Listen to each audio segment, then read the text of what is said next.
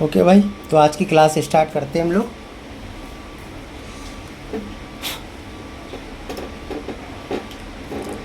देखिए इसमें क्या कह रहा है। कह रहा है एक व्यक्ति अपना सामान 10% लाभ पर बेचता है। ठीक है, कितने परसेंट लाभ पर बेचता है? 10% लाभ पर बेचता है। यदि वह 15% लाभ पर बेचता तो उसे 200 रुपये अधिक मिलते। देखिए एक बार यहाँ दिया 10% लाभ, अब कंडीशन कह रहा है यदि वह 15% लाभ पर बेचता तो 200 रुपये अधिक मिलते। तो इसमें बस ये देखना कि यहाँ पर दोनों जगह देखिए सेम दिया है कि अलग अलग। देखिए 10% लाभ, 15% लाभ, यानी 10% लाभ और 15% लाभ। ठीक है, दोनों तरफ लाभ दिया गया, कभी कभी दोनों तरफ हानि देगा, एक लाभ एक हानि देगा, तो आपको यही देखना है। ठीक है, तो यहाँ 10% लाभ है, 15% लाभ है, दोनों सेम है तो माइनस कर दीजिए। ठीक है, तो बचेगा कितना? 5% लाभ बचा, 5% बचा, दोनों को माइनस हो गया, सेम है तो माइनस कर दीजिए 5%। और कितने रुपए अधिक मिलते? 200। तो जो 5% की वैल्यू हो गई वही 200 हो गई। इसको 5 से डिवाइड कर दीजिए, क्रय मूल्य पूछ रहा है, 100 का मल्टीप्लाई कर दीजिए। तो 5% की वैल्यू ना 5 से डिवाइड 100% में कन्वर्ट कर लो। ओके, तो ये आ गया आपका 4000। ये देखना अब जो सेम है तो माइनस हो जाएगा। ठीक है, अभी और भी आएंगे अलग अलग क्वेश्चन कई तरह के, देखिएगा। चलिए अगला क्वेश्चन देखते हैं।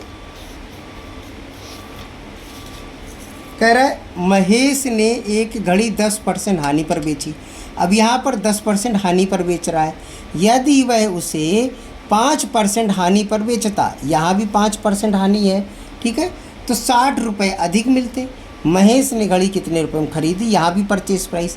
देखिए यहाँ पर 10% का लॉस दिया गया है और इधर भी 5% का लॉस दिया गया है, यानी दोनों लॉस है। अभी दोनों प्रॉफिट थे, इस क्वेश्चन में दोनों क्या है? लॉस है। सेम है तो माइनस कर दो, बस 10 में से 5 माइनस करो, 5। ठीक, कितने रुपए अधिक मिलते हैं? 60, यानी 5% इजगल टू कितना हो गया? 60। 100 में कन्वर्ट कर लो, मतलब 5 से डिवाइड और 100 का मल्टीप्लाई। ओके, तो ये 1200 रुपये इसका आ गया परचेज प्राइस। ठीक, या प्रॉफिट हो या लॉस हो कोई फ़र्क नहीं पड़ता, आप सिर्फ माइनस कर दीजिए बस। चलिए अगला देखते हैं। अब कह रहा है एक व्यक्ति ने अपना फर्नीचर 15% लाभ पर बेचा। कितने परसेंट लाभ पर? 15% लाभ पर। यदि वह 10% हानि पर बेचता तो उसे क्या होता? 500 रुपये कम मिलते। क्रय मूल्य बताओ। सेम क्वेश्चन है, बस यहाँ देखिए चेंज हो रहा है। तो यहाँ पर जो 15% है वो क्या है? वो लाभ है, और इधर क्या दिया है? 10% का हानि दी है, यानी कि लॉस दिया है।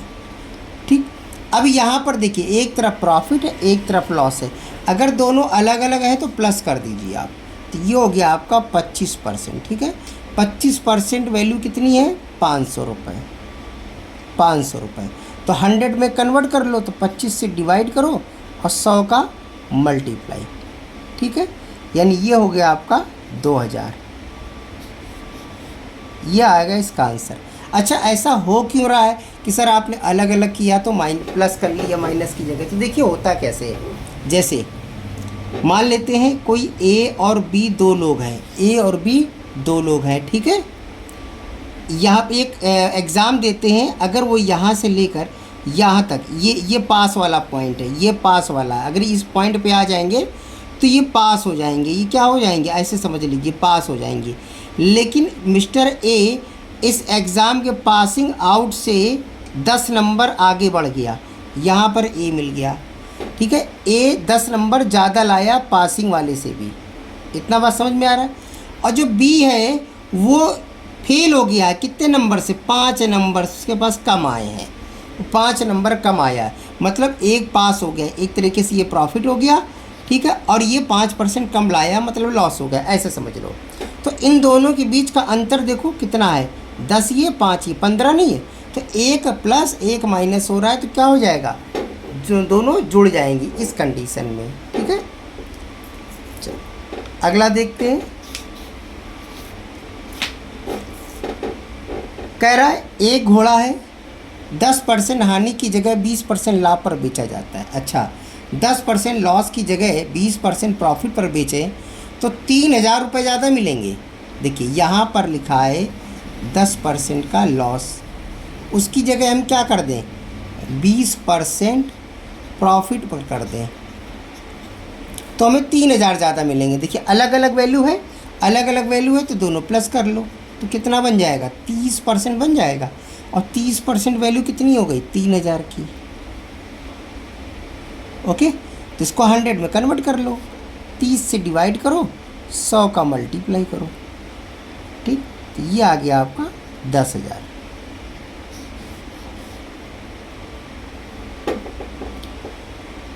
बस यहाँ देखिए क्रय मूल्य पूछ रहा है तो बार बार इसको 100 में कन्वर्ट करते रहो। अगला देखते हैं, कह रहा है एक दुकानदार 2 टीवी सेटों को एक ही मूल्य पर बेचता है। अच्छा, 2 टीवी सेट हैं, दोनों का जो सेल प्राइस है वो कैसा है, बराबर है, एक ही मूल्य पर बेचता है। एक पर उसे 20% का प्रॉफिट, दूसरे पर 20% की हानि हुई, तो उसे दोनों पर कुल मिलाकर कितने परसेंट का लाभ या हानि हुई। ठीक है, दोनों पर को कुल मिलाकर कितने परसेंट लाभ या हानि। तब इस टाइप का जब क्वेश्चन आ जाए कि एक लाभ है दूसरी हानि है, सेम समझो, एक लाभ है दूसरी हानि है, दोनों वैल्यू सेम है। देखिए एक 20% का लाभ बता रहा है और दूसरा 20% का हानि बता रहा है। समझिएगा, एक लाभ है दूसरा हानि है, दोनों का रेट क्या है, सेम है।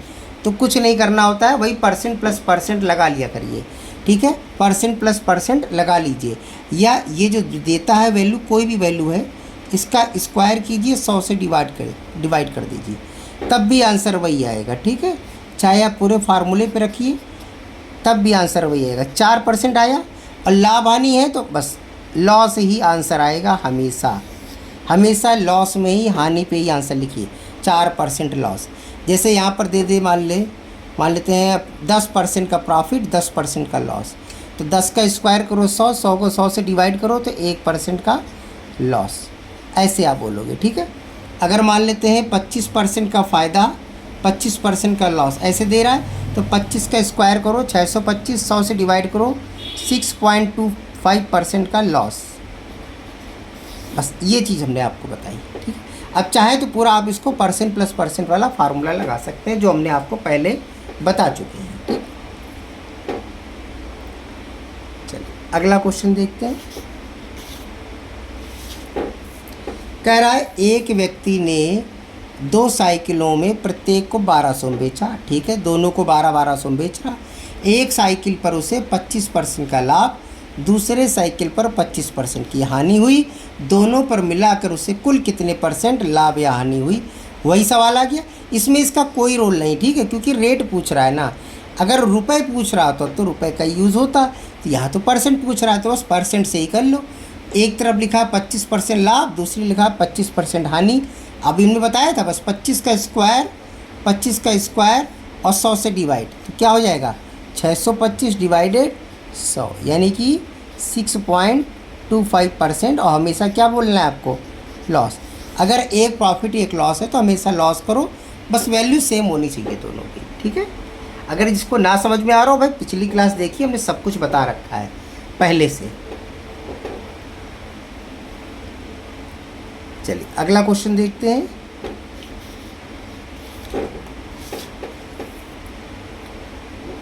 कह रहा है एक व्यक्ति 2 वस्तुएं एक ही मूल्य पर बेचता है। अच्छा, दोनों का क्या है, सेल प्राइस सेम है। पहली वस्तु पर उसे 20% का लाभ, दूसरी वस्तु पर 25% का लाभ हुआ।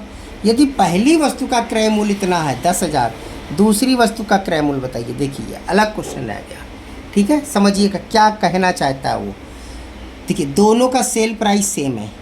ठीक है, ये मान लेते हैं पहली वाली हो गई, ये मान लेते हैं दूसरी वाली, आपको समझाने के लिए एकदम आराम से।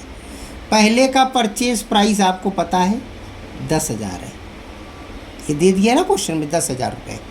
पहले का लाभ भी पता है 20% है, यानी इसका अगर हम 20% निकाल कर इसमें जोड़ें तो सीधा सीधा 120% में कन्वर्ट कर लो ना, तो इसका सेल प्राइस आ गया कितना, 12,000 रुपये।